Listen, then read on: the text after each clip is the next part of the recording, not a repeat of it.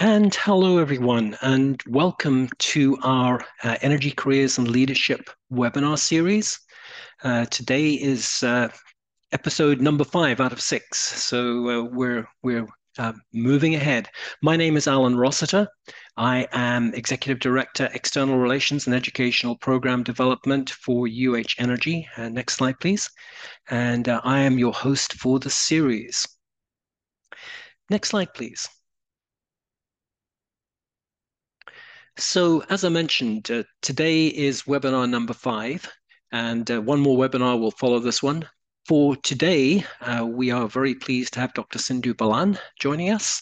I'm not going to say very much about Sindhu now because she will get a proper introduction a bit later, but I did want to mention that Sindhu is an alum of UH, and she has very kindly agreed to come and share some of her great experiences in the energy industry and the leadership path that she has taken. And we all look forward to hearing that and learning from it. And from us to you, Sindhu, welcome home to UH. We're glad to see you. But I also wanted to mention to you that next week we have a guest, Dr. Tatiana Mitrova, who brings a very different perspective on the whole area of energy, careers, and leadership. Tatiana is a research fellow at the Center on Global Energy Policy at Columbia University. So she is a policy nerd. But I have to say, what I found fascinating when I made contact with Tatiana was her whole background, and it's obviously rather different than any of the other speakers we've had here. So I did want to mention it because I think you will all find this very intriguing. Obviously, with a name like that, she is from Russia. And she got her early training in Moscow.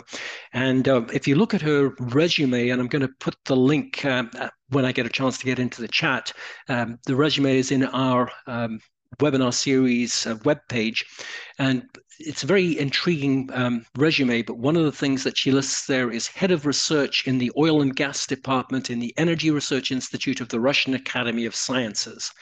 I think this is the first time I've had direct contact with a former member of the Russian Academy of Sciences. So I think we're going to have a fascinating and very different kind of talk next week. So look forward to that. Also looking forward to what Sindhu has to tell us today. So don't miss out. Make sure you come to all of the sessions. Next slide, please. Just a brief note for those of you who are wanting to get the certificate at the end of the series. Remember that you have to attend at least 4 of the webinars, and you need to sign in with your personal link because that allows you to verify your attendance. And you need also to take at least 4 of the quizzes, for the appropriate webinars in our Canvas page, our learning management system. We do require attendance in real time at the webinars. However, for those of you who have legitimate reasons like work commitments or required seminars or something like that, or classes that you have to be in, there are waivers available, but you do need to request them in advance. And the quizzes have to be completed within a week of the webinar for which you're taking the quiz. And passing grade is 80%. Next slide, please. Coming up in April 17th, and we've mentioned this before, we do have our UH Energy Hydrogen Symposium. This is a major event that we are running, and this is run by UH Energy, not by the Energy Coalition, but it is a program that we're putting on focusing on hydrogen, which is obviously a major area of interest at the moment in the whole energy transition space. So for all of you who are interested in energy topics of any kind, I strongly recommend you to attend the symposium. And you'll be getting a little bit more information about this a little later because there are a couple of different things. Number one, would certainly encourage you to register. And in a moment when I'm able to get to the chat, I will put the link there. But there are also some opportunities for Energy Coalition members and any students who are associated with the Energy Coalition to volunteer at this event. And in a moment, Mariam will tell you a little bit about that too. Next slide, please. Okay, just a little bit about etiquette for the webinar. Please, would you stay muted with your video off unless you're called upon to speak? And you can submit any questions into the chat, and we will monitor that and pass questions along to our speaker as appropriate. Next slide, please. So without further ado, I'd like to hand you over to our moderator for today's session, our student moderator, and that is Mariam Amani, who is Vice Chair of Operations for the UH Energy Coalition. Mariam, over to you. Hello, everyone. Good morning. Thank you, Dr. Rossiter. As mentioned, my name is Mariam Amini. I am the Vice Chair of the Operation for the UH Energy Coalition. I am a MS student, Master student, Finance at the Bar College University. My focus in energy finance and corporate finance. Next slide, please. The UH Energy is the largest energy-focused student organization in the United States, spanning 8 colleges, 34 student organizations, and 30 major across the University of Houston. Our mission is to connect a student with the passion for energy and sustainability through engaging events and career development opportunity. Next slide, please. We have several exciting events coming up that I want to make you aware of that. Our annual energy banquet, the biggest energy coalition event of the year, will also take place in April. Stay tuned for registration details soon.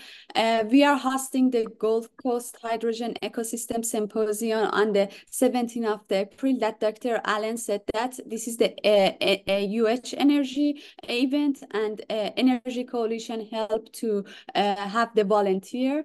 This event will explore the latest trends and opportunity in the growing hydrogen sector. A student can register at the link, and also for the volunteer as well, as I mentioned in the next slide. And also through the semester, we host career readiness season with the major energy company, providing a student with valuable networking experience. I encourage you all to get involved with the Energy Coalition to take advantage of those programs and our strong industry connection. To stay up to date, please join our GroupMe. We'll post that link in the chat as well. This is the QR code. You can join in our GroupMe. Next slide, please.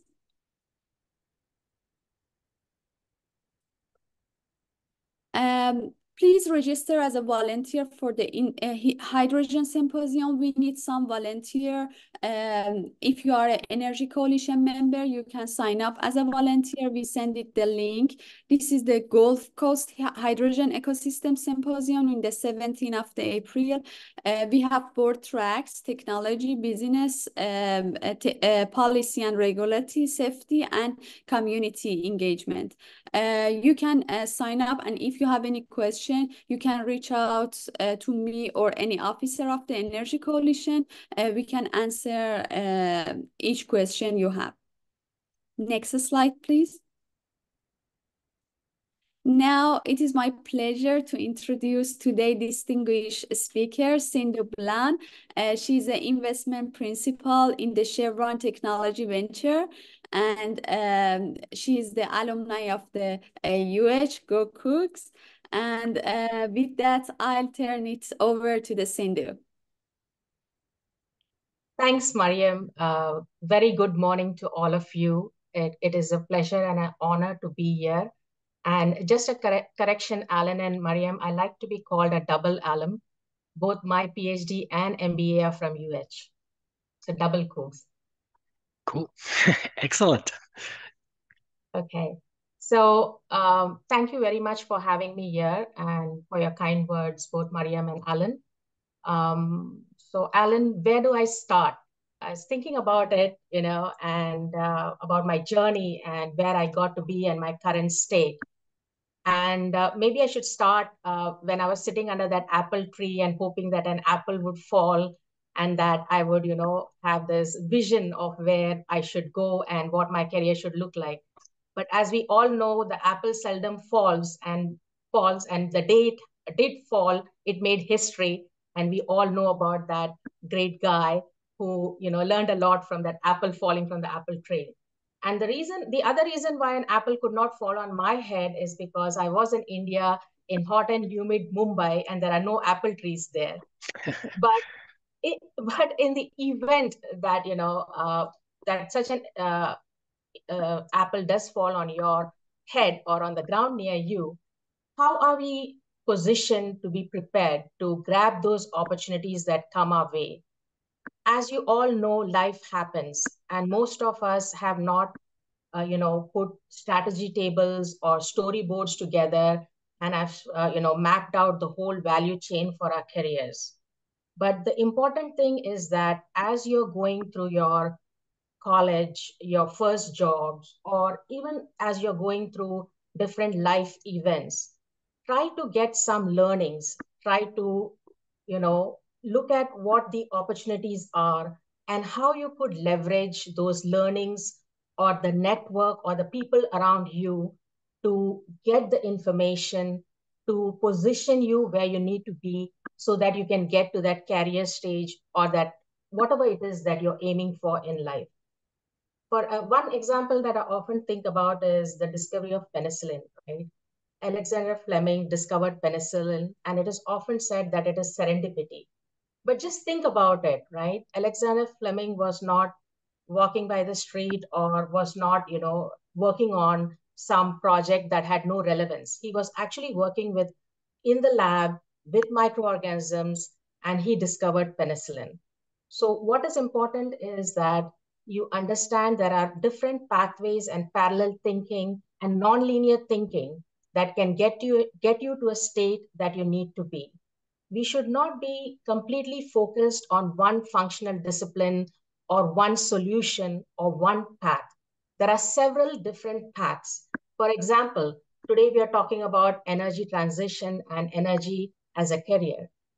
So if you're passionate about energy transition, for example, you can have a career in energy transition, in technology, in R&D, or in VC like me, or you could be in policy, government, and affairs, or you could be in legal, you could be in environmental science. So there are many different paths to get to where you need to be. The important thing is to focus on the problem and your passion. The more passion that you bring to the table, the more energy that you have around a certain problem that you want to resolve or solve for yourself or for the community, the better position you would be to get there. So what in my mind, or what have I done to make myself, be there or to be positioned to use those opportunities? And this is a two-way dialogue. So I would also like to learn from you, what are some of the things you think, and you can put them in this chat box here for us to, share and for us to review later. What are some of the things that you're doing to position yourself so that you can grab those opportunities and make things happen when you see a window or, you have a door that you can open? And I'm going to make this a little bit difficult for you because I'm going to put two out there. Two things that have really helped me is networking and information management. So my current role here in Chevron, I have landed the job because my friend worked in the same role in Chevron, which was my first role within Chevron.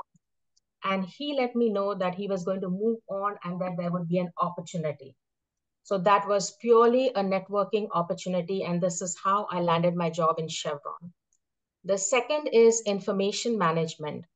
And all of you know, right, there is an explosion of information. But being on top of what is out there and being connected to where you need to be is very critical to help you get there. So I'll go back to my job at Chevron. So I did interview with Chevron Technology Ventures. And this was when I was completing my MBA, was in my last semester at UFH. And my cohort was generally preparing on cash flow analysis, cash flow models, and the typical things that you prepare for as you go for an interview as an MBA candidate. But because this job was with Chevron Technology Ventures, I went and looked at the financial statement for Chevron, which is out, right? The SEC filings are out there. I looked at what you could, understand or find out from the public domain on, Chevron Technology Ventures, what were the things they were doing and some of the projects they were handling. And the feedback I got from the folks who did conduct that interview was that this candidate was best positioned to get this job because she had made an effort to understand what it is that we are doing.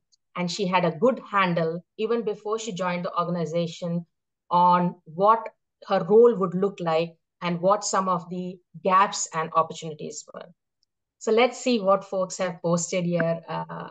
Seek mentors and sponsors. Yeah, just while you're looking at that, Rituja, could you stop sharing screen, please? Thanks. Okay, carry on. Sorry. Yeah. Yes.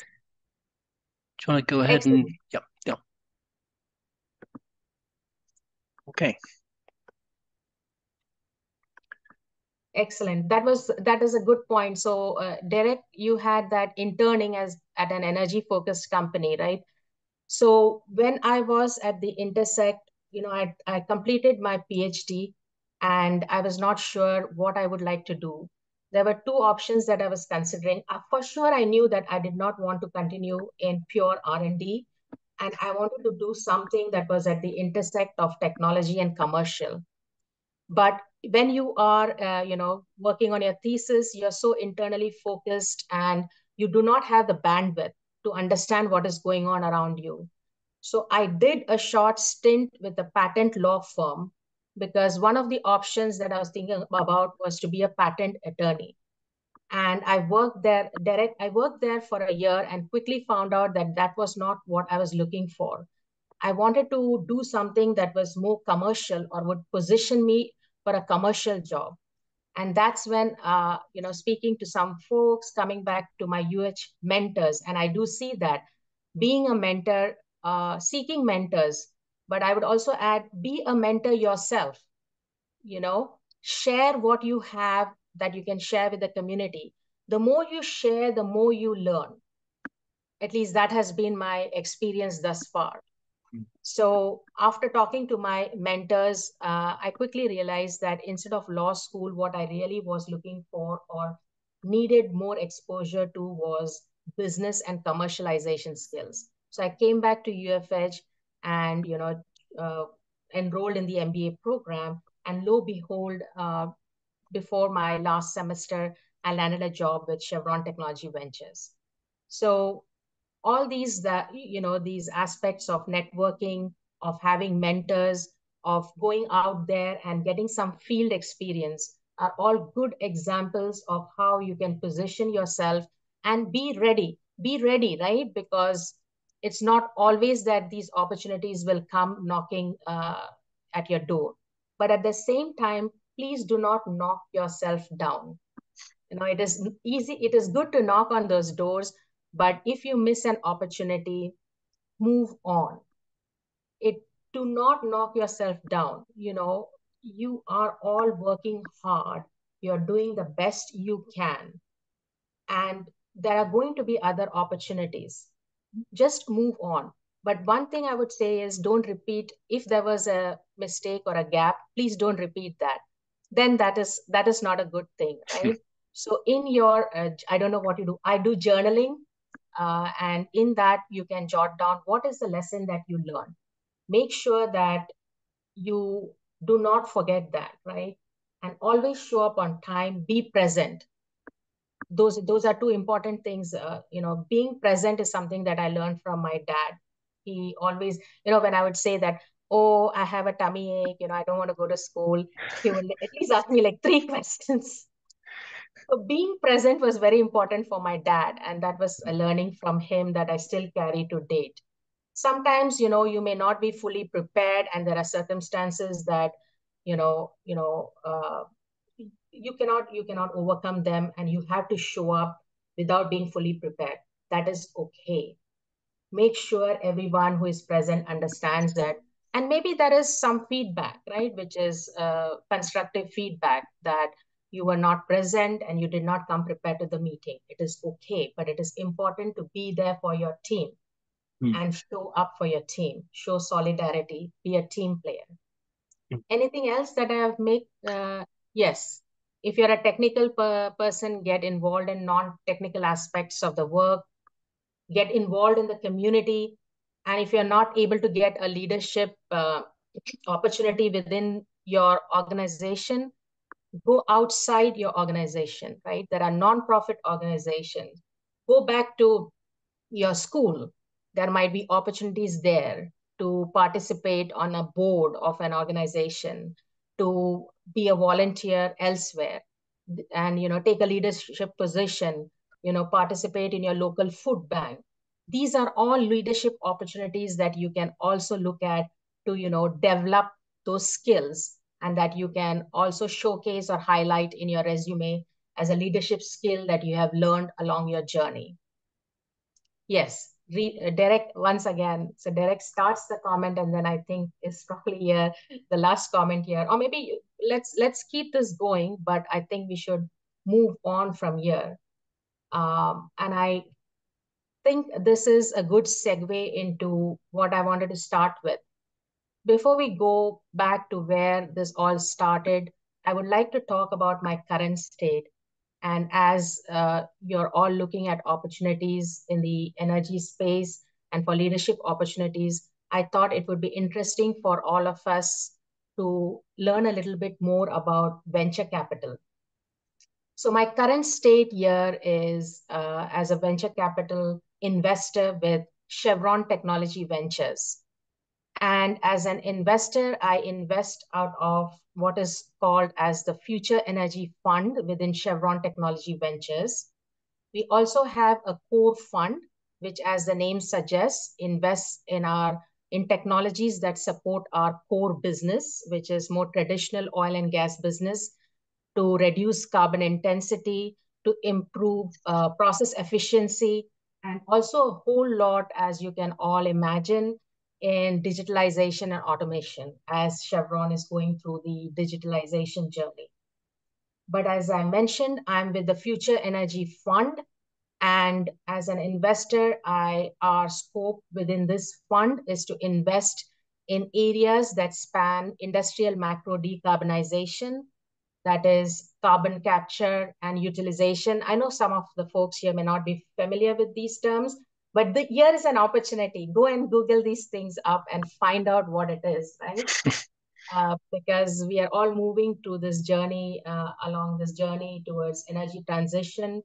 And Chevron's vision is to provide reliable, affordable, and cleaner sources of energy for all. And we are all along this journey. So coming back to what the Future Energy Fund within Chevron Technology Ventures invests in, the first pillar, as I mentioned, is the industrial macro decarbonization, where you have carbon capture, utilization, and storage. You also have hydrogen, the emerging molecules that we are thinking of as fuels. We also invest in the energy mobility nexus, or the sector that is within EV charging. Now, EV charging can be disruptive to our business. We can also learn from the business. We can see where we can have future business opportunities. The third pillar is around energy decentralization, both from a production and from a distribution perspective. And in this, we talk about long duration storage. Those are some of the investments that we have within our portfolio. And then the last pillar that we have, and when I say 1, 2, 3, 4, these are not, in any order of priority. These are just 4 pillars, equally important for us from an investment perspective, is around circular economy. And that is around methane to product and waste to product. So one of the companies in our portfolio, for example, is reusing or recycling waste plastic and breaking it down to the virgin monomers so that they can be recycled and reused within the system.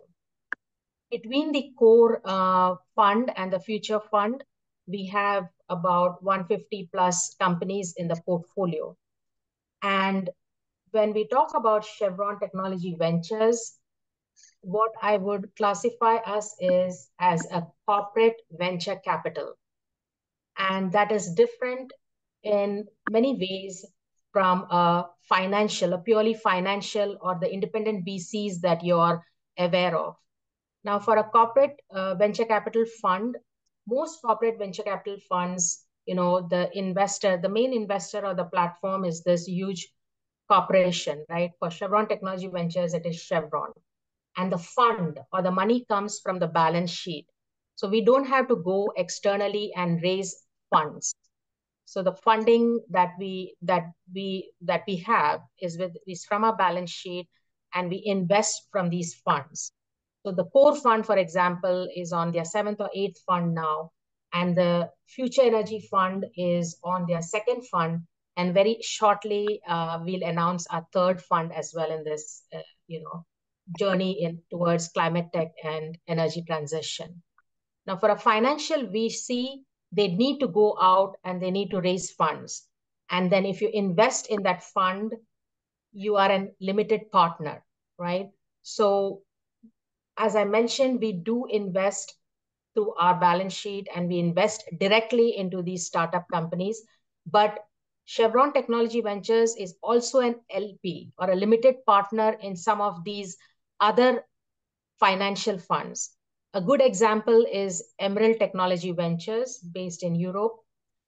We are a limited partner in 2 of their funds. And what that helps us with is accelerating or increasing that pace of our global footprint. And they also help us access areas that we do not have visibility or less visibility into. So that is how we bring those companies into our portfolio, by being a limited partner in these funds. So let's see, do we understand the difference between a corporate venture capital and a purely financial VC? So one more thing I would be, not right if I don't cover that, is for a corporate venture capital fund, typically it is not just the financial return. Of course, as a VC, that is important, but there is also strategic learning. Strategic learning is a equally important part of our investments. How we inform corporate strategy and what are the learnings we can bring back to the company. This is an important aspect of a corporate venture capital fund. A financial VC, as you can imagine, is purely for financial gains. These are some of the distinctive, features of the 2 VC models that I've, highlighted here today. So let's, Alan, did you have? Yeah, just a general question. This is super general, and this may also be a stupid question. So I guess you just have to say, I hope there are no stupid questions. So the ones that are not asked. Fair enough. I guess behind all of what you're saying, I guess this is really core to asking the question, what's Chevron going to look like in 20 years? I mean, would you see the things you're doing as being really transformative to the way the company is going to look down the line? Yes, definitely. So for the core fund, the remit is more in the near and, today and is in the near future. But for the future fund, we have been asked to look around the corners, right? We don't want to have a Kodak moment. Sure. So, yeah. So that is one of our remit, is to make sure that we look around the corners and we invest in technologies that may have a intersect, which is good, which is always a great thing, but those might be something that may exit or bear to fruition in the next 3 years or 4 years, right? But we also have the bandwidth within the fund, and we do that. We have invested in fusion, for example, and some of these e-fuel technologies, which are not going to, be commercial, or the economics is not going to work out in the next 5, 6, 7 years. But there is a future to be had, and they are extremely disruptive and transformational. And if we are not looking at those technologies now, we may not be able to progress them, when they are ready and, about to go. So sort of just building on that comment, and I don't want to take up too much time because other people may have questions coming up later too, but do you see a potential 20, 30 years down the road where the predominant energy source that Chevron will be dealing with would no longer be oil and gas? Or do you see that as still being a core business theme? I think that 20, 30 years down the line from the IEA reports, and as this conversation is between you and me and the team here on career discussions, so I will not speak to Chevron, but I'll speak to my thoughts. That is going to be a good mix of fossil fuels and renewable fuels. Sure. As this is a transition, and this is a transition that is going to take much longer than we would like for it to take, but that is the reality. Sure. Us, with the energy demand rising and with emerging countries, this is only going to be exponential. We cannot tell emerging countries, you don't develop anymore and you just stay static with respect to your energy demands, right? Sure. Dynamic, it's growing, and it's really exponential. So even within the 20, 30-year time horizon, Alan, that you're talking about, there is going to be a good mix of fossil fuels. But what we're tasked with is to reduce the carbon intensity of those fuels. Right. Make it cleaner, make it reliable, and available, and more available to everyone, right?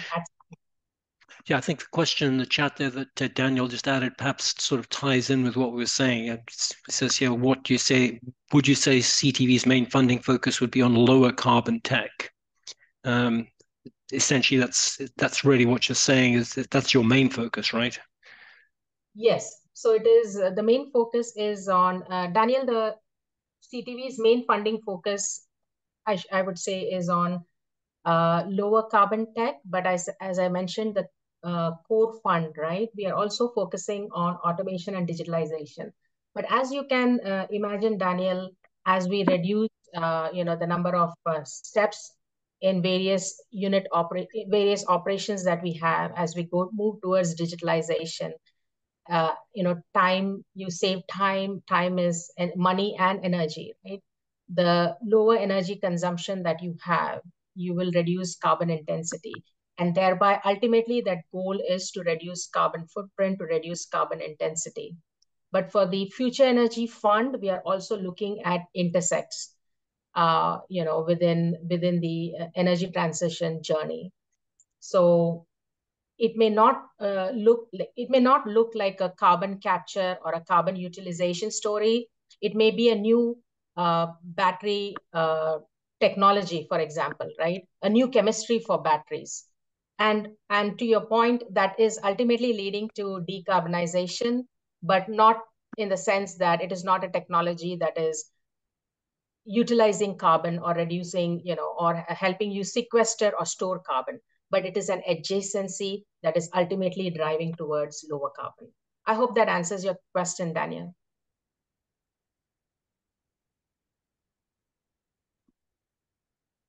Yes, no? Yes, no response probably means, okay, wait, let's see. Okay. Looks like. Yeah. Solutions that intersect with a common goal. Yes, was this note there? Yeah.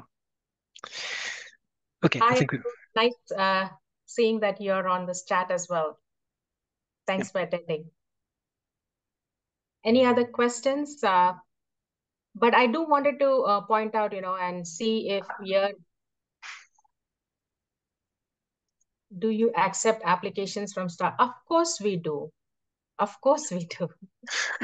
And this is an opportunity to network. Like I said, grab every opportunity that is here. And, but, one thing I would talk about, once again, positioning yourself, right? Make sure you're fully present and you present yourself well. You are representing your school, you're representing your community, and you're representing yourself, right? Make sure you have a good, James, make sure you have a good pitch deck. If you do not know how you should, put that together and what CVCs or financial VCs are looking for, find out from your mentors, go network. You can reach out to me and see what a pitch deck should look like. Participate in some of the incubators and accelerator programs. Houston is developing a vibrant incubator innovation ecosystem. If you guys know about the ION, which is, Rice Alliance, incubator accelerator kind of program, community of practice. That is Greentown Labs, that is a Canon, and there are several such organizations within Houston that you can access and be a part of. See, Derek has another question. Actually, Mariam, do you want to raise that question? Yes, sure.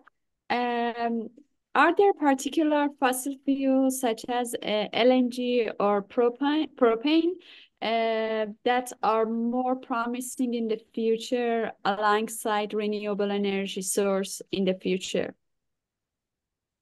There are many pathways, Derek, that, one thing that we have quickly realized with energy transition is that there is no one solution for all, right? Depending on geography, depending on feedstock or availability. And we are quickly realizing with renewable fuels, there is only this much biomass to be had. There is only this much spent fatty oil to be had, right? So depending on where you're positioned and where you're going to produce your fuel, you have to be flexible. So there's not going to be one clear winner. And definitely, from an LNG perspective, yes, lower carbon intensity. So along the transition journey, that is one that, everyone is looking at, right? You'll probably have a lot more LNG. But once again, based on feedstock availability, based on the market fundamentals, and what is it that we are looking at that point. The war last year, quickly made us refocus on energy security and how to make sure that we have feedstock and how we're going to make sure that our supply chains are not disrupted. So definitely, we can think of LNG or propane and other fuels. And there are many more in the pipeline that are being worked alongside with renewable fuels and energy storage, for example, battery chemistry and using long duration storage is what is really, I see over the last couple of years, high grading to the top as sources of energy.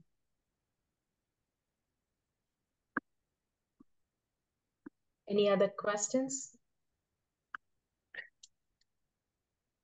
I guess time for you to move along with your talk. We'll interrupt you again a bit later. So one thing I wanted to talk about, or maybe something that's for crowdsourcing, right, is from financial VCs, some of the top names that we have are Sequoia, Anderson, Benchmark, and then would you like to also, post some of the financial VCs that you know about here in the chat? Let's see how many we can end up with at the end of this conversation. And then some of the CVCs. So Google Ventures is one of them. And then we have, Microsoft Ventures. We have Chevron Technology Ventures. We have Saudi Aramco Ventures. And it would be interesting to see what are the other CVCs that you all know of. If you could post these, as we go along this topic that we are on this journey, please do. Interesting to know how much we collect at the end of this part. Yep. Way to go. We have Sheryar who has gotten us started. So coming back to the VC conversation, what I would like to mention here is that it is, when I started along this journey, one of our GMs of funds told me, Sindhu, are you prepared for this journey? I said, what is the challenge here really? So I was told you start with 1,000 deals or 1,000 startups. You high grade down to 100 with a quick diligence, right? You read their pitch deck and you say, no, yes, and you come down to 100. And then from 100, you start on a second tier diligence, right? You go a little bit deeper. You end up with 10. And then 10, you do like real serious diligence. And of that 10, you may invest in one. So it's real hard work, right? It's a lot of work, a lot of effort that you want to put into this business. And I was like, yes, I'm up for the challenge, because though I had not planned it that way, and when I was 1 year old, I did not decide that an undergrad in pharma, MTech in downstream, a PhD in biochem and biophysics, and an MBA in finance is what I really, really need to get that VC job with Chevron Technology Ventures. I did not plan it. As you can see, there is no logic, right, in my academic background, and it was, opportunities, things that I did because sometimes I did not have an option. So I had to take up those, opportunities. But that is not how I planned my journey. But what that helped me with is this cross-functional training, which is important in today's world, because no job, as you can see, is static, right? It is a continuous learning journey. We cannot stop learning. And what has helped me through this various exposures to different functional disciplines is being able to quickly evaluate different opportunities that come to me, and I'm able to high grade these opportunities. And this is a skill that I'm continuously learning, because it is a day in my life, right? I start the day listening to a pitch on blended wings for a new aviation system, or a new electric propeller system for aviation. Then I go to e-fuels, then there is a battery technology that pops up, and then there is a new plastic recycling technology that comes up, and there is a long duration storage technology that comes up. So this kind of cross-functional training, whether it is through taking new courses, taking those additional certificate classes that can help you along, or like Derek mentioned earlier on, going and doing a 6-month stint at a non-profit or within a for-profit organization can help you get there, can help you get those learnings quickly. So those are some of my learnings, and that is how I am at my current state. This job at Chevron Technology Ventures is the best job that I've had. I really, really enjoy myself because it is at that intersect. Remember at the outset, I mentioned the intersect of technology and commercial. It took me a long way to get here, but what I want to offer today is, accelerate that pace for you. And through networking, through information management, through having mentors throughout your career journey, being a mentor yourself so that you can help others in the community is something that will definitely accelerate that pace for you. And what I have seen is that in this field of innovation, or in the innovation ecosystem, there is a much more inclusive environment. And if you want to accelerate your career, that it would be great if you have that interest, and if you're willing to participate in some kind of a innovative community or innovation community of practice. So to accelerate the pace of innovation and to accelerate your career, what you really need to learn is to fail quickly. The more time you think about it and you don't decide or move forward for something, the more time you have lost. So work on things quickly, get that skill set that you need, or get that experience that you need, and things will not work out, right? You may fail in what you're trying to do, and that has happened with me as well. But like I said, don't knock yourself down. Take that experience on and move. And I know that most of us won't want to believe this quickly, or are happy about this this advice or recommendation or suggestion, whatever you want to call it, that you learn more from your failures than from your successes. And I don't know if, Alan, you agree with me, but that has been my learning. Because when you succeed, everything goes well, and you really, you're successful, you get kudos, you get promoted. But through your failures is how you learn to be successful. You learn how to be resilient, and you learn that things are going to turn around and that you're going to be successful one day. So definitely, learn to fail fast. That accelerates not only the pace of innovation, but also accelerates the pace of your career planning and where you want to go with your career. Sure. So these are some of the things that I wanted to discuss about, the networking aspect, the information management, keeping on top of information. There are podcasts, in the morning you read the newspapers, your favorite journals. Maybe those are some things that you can post here as well, so that as a crowd source, I can learn from you what are the things that you're looking at, and I can also try to make that a part of my schedule. Do not wait for networking and for information management to happen. They don't. Make time for it. Mm. 5:30 in the morning when you wake up, 30 minutes, dedicate to reading the first things that come. On your drive, listen to a podcast. On your run, listen to a podcast. You can also listen to songs. You can also do those other things.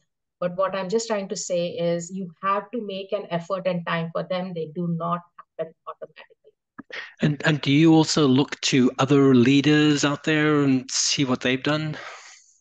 Absolutely. We always, as an organization, we look at, we have KPIs, we measure ourselves, to other competitors as well.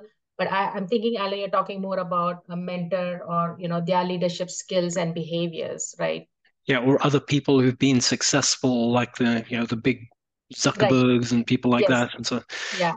So I'm glad you brought, you know, his name up, because that's one of the things that I was talking about. I wanted to talk about as I move towards the end of this conversation. Um, Two learnings that I've had in my journey, and one was when I participated in a women's leadership program through Chevron last year, was about being a listener. So I know I have talked throughout and I've tried to listen in through the chats, but being a leader, listening and developing that skill to listen is very critical. Even when you have that information management in your mind, or when you're being inclusive, being a listener is extremely important. To have that patience and that skill set to listen. I listen to pitches all day long, right? And it is very important that you gain that skill set. It helps you, it really helps you gain that credibility within your team, within your workforce. And the second, how many people are there in this call today? 97 of us, right? yep. So diversity in this crowd and diversity in the world, to me, is a given. We are a diverse population. But what really brings it home for all of us is being inclusive. We are a diverse community, but if you are not inclusive, if you are not empathetic, if you are not an ally in the room, if you don't support your teammates, if you try to pull your teammates down, believe me, there is only so much you can go ahead in your career. Be inclusive, be empathetic, be a listener. And I believe that providing that kind of psychological safety or that kind of environment is very critical to being a successful leader. Your team will rally behind you. Your entire workforce will rally behind you. There is nothing more powerful than that, to have your people with you as you move along this journey. I think this is where I would like to probably stop. I think it's been an incredible journey for me. Like I said, never did I think that I would land a job in VC, and that it would be the best job that I've had so far. It would have been great if I had landed this job in my 30s. Here I am, and so what? I'm enjoying it. I really love it, and I'm very passionate about climate tech, the energy transition, and I have a great platform now to realize my dreams. Yeah, I mean, certainly I've had plenty of years to see changes in my work path as well, and certainly it's been tortuous. It's not always been the directions I thought it was going, and you learn along the way. And yeah, it's all good. Uh, So yeah, there yeah, are. Yeah, we have 9 minutes. There are two examples that I wanted to give before we had, open it up to questions. One is when I was working, in a pharma company in the R&D fermentation department. I was struggling. I was really struggling with the challenge in the purification of this molecule that I was working with in the fermentation process. And there was a serious issue with the effluent treatment plant. For those of you who are not aware, in a fermentation plant, the effluent treatment plant is equally important, because if you inundate the effluent treatment plant, you have to shut down production of the fermenter. Because you cannot keep draining fermentation broth in the effluent system. You're going to stink up the whole place, and you're going to have a challenge with the society and community around you. And there was an opportunity with the effluent treatment plant, and I was like, oh my goodness, I'm struggling here, and they are now making me go to the effluent treatment plant. Who wants to go and work in the effluent treatment? Yeah. But I said, okay, my boss is asking me to do it, and sometimes you don't have options, right? I was told go, and I had to go. But believe me, what happened there? What happens in effluent treatment plants? You have purification steps. You are separating molecules. You are separating, biomass. And lo behold, I got a solution for my problem with the 3-month stint that I did at the effluent treatment plant. So just draw parallels, right? Don't shut your mind. Like, once again, that cross-functional training, the cross-functional experience and exposure. Don't miss out on those opportunities. Mm. And the second one was as recent as last week. I was at the Global Corporate Venture Capital Summit in Monterey, and there is a deal that I really want to get into. So believe me, this is very competitive. It is not like, because you want to get into a deal, you can get in. Some of those companies are really, really hot, and, a lot of investors want to get in. Mm. But I did not know who the lead investor was on that deal. The lead is the person who will lead the deal, who would put the terms for that particular deal. And when I was there, I came to know from the startup that this particular corporate VC is going to lead the deal. And guess what? It was fortuitous, but that the particular corporate VC partner was at the conference. So I immediately rescheduled my meetings and made it a point to go and meet the partner. And guess what? Now I have my foot through the door and an opportunity to be in this really hot deal. I do not know how it is going to pan out, but from a point of, oh boy, how do I even get through the door, right, to make it happen? Now I have a place or a position where I can, advocate for Chevron Technology Ventures, and that is, line of sight of making this happen. Just wanted to give these examples before I open it up to questions. Yeah. And I guess that's an example of how contact with the people goes above and beyond the pure technology, coming from your STEM roots, realizing the importance of the relationships along the way among people. Yeah. Mariam, do you have a question there that you want to pass on?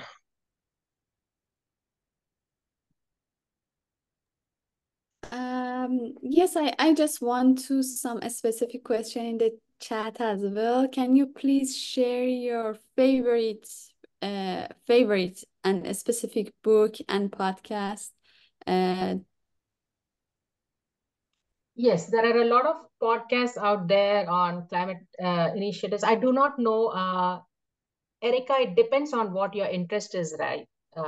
What works for one does not work for everyone, because one of my mentors told me, if you really want to do more, Sindhu, wake up 1 hour earlier than the rest of the world. And that would be 4:30 a.m. That does not work for me. It's like what works, right? Maybe we can discuss offline, but here are two books that, are very dear to my heart. And often I hand out copies of presents. I'm an immigrant, and I come from a culture which is different, right, from the culture here. And how to build your presence, and how to walk into a room and not shy away, and get that that chair that is in the corner and not visible at all, and shrink yourself so that no one in the room can really see you. How not to do that, right? So Amy's book and Amy's podcast is also very TED Talk is also very popular. Amazing person. I had the opportunity to meet with her. I have a signed copy of her book. and I always keep it very dear to my heart. And then, of course, range, right? I've been talking about cross-functional, networking, being a generalist. But once again, right, I don't want my, you know, surgeon who is, doing a particular surgery on me to be thinking about blended wings for aviation or about energy storage. I want him to be very, very specific, and I want him to be a specialist in what he is doing. So don't get me wrong, and that is not the message here, right? There are different paths, different things that we can all do, and one solution does not fit all. That is the message, if at all. And there are different ways to go here. So just for anyone who missed it, this is in the chat there. So Presence by Amy Cuddy, right? Yes. And then Range, Why Generalists Triumph in a Specialized World with David Epstein. Okay. Right. I noticed there was another question a little earlier in the chat there. This is from Vinay. You mentioned about the learnings and the process rather than just returns on the fund. The question is, are you able to share some of your recent findings or learnings? And I guess you've mentioned one recent thing just a moment ago, but are there any other things that you are able to talk about without breaking confidences about something that didn't work out in a technical point of view, but was helpful nonetheless? Anything like that? Anything you can say along those lines? Right. Definitely, Alan. So Alan and Vinay, we talked about the 1,000 to 100 to 10 to 1, right? So huge learnings along the way. Vinay, that last year was a very tough year. There were very few startups that actually had a term sheet. And why that is important for us is because we do not lead the round. We need a lead, like a financial lead or someone who leads the round, and we participate as one of the investors in the syndicate. Syndicate is just a group of investors who come around that table, right, to become investors in a particular round, a fundraising round. So Vinay, it was a tough year. There were very few startups that were, getting those opportunities. There were few investment opportunities. And out of those investment opportunities, I had to walk away from 2 opportunities after putting in a lot of work and effort. And that was because that we could not agree or meet on terms. It did not have to do with the technology. It usually does not. It is either the people or the terms or the governance. That is the root cause why startups fail. Technology usually is robust. If it is not, and if it is breaking the laws of thermodynamics, we have seen some of those, Yes. we can, you see that in carbon capture, Alan, you probably have heard about some of those stories. So they are quickly, you can quickly weed those out, right? But it is usually the governance and the people who are involved and the terms. We could not come to alignment on the terms. As a corporate, we do have some obligations, right? There are compliance terms, for example. There are certain countries, certain aspects of technology that Chevron may not be able to work in or work on.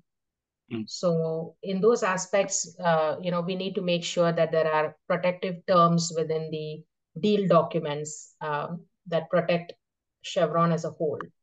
Our investments are small dollar amounts, and we need to make sure that we do not compromise a business elsewhere in Chevron, Vinay, because we have made this investment without looking at the deal terms, without looking at what and how that could impact the rest of Chevron. So financial VCs, Vinay, typically would not have that issue. They do not have a corporation that, could be sued or has deep pockets that people could, chase after. So that's a very interesting field you're in there, and I apologize now, but we're right on our 11 o'clock endpoint here. But we really do appreciate your time and being willing to share so much really deep stuff with us, Sindhu. It's been a great session. So thank you so much. Rituja, if you're able to get the slide deck back up, I did just want to bring us to a close here. There were just a couple of quick announcements I wanted to end with. So let me just put in the chat again. We do have, if we can just move to the next slide, please. Oops. Okay, one before that, I think. Great, thank you. So just to remind you, we do have the Hydrogen Symposium coming up, and this will be on April 17th. And what I just put in the chat, what's on the screen also, is just the registration for the symposium itself. Next slide, please. And now on the screen, a reminder too that we're looking for some student volunteers to help with the organizing of the symposium. So if you're interested in that, that's what the code is on the screen at the moment. And again, I also put that in the chat. That's the opportunity for volunteers. So if anyone is interested in attending, the first link that I put in the chat, anyone who's interested in volunteering to help, then that's the second link that we put in the chat. Next slide, please. So just a reminder then, today was our second to last webinar, and we have our final session coming up next week with Tatiana Mitrova, a very different kind of talk that we're expecting there. And so please don't miss that. We had a great time today with Sindhu Balan, and next week with Tatiana Mitrova. So I hope to see you all then. Thanks very much, everyone. Bye. Thank you very much for having me today. Thanks so much, Sindhu. Really appreciate your time and all your input. Thank you. Bye. Bye.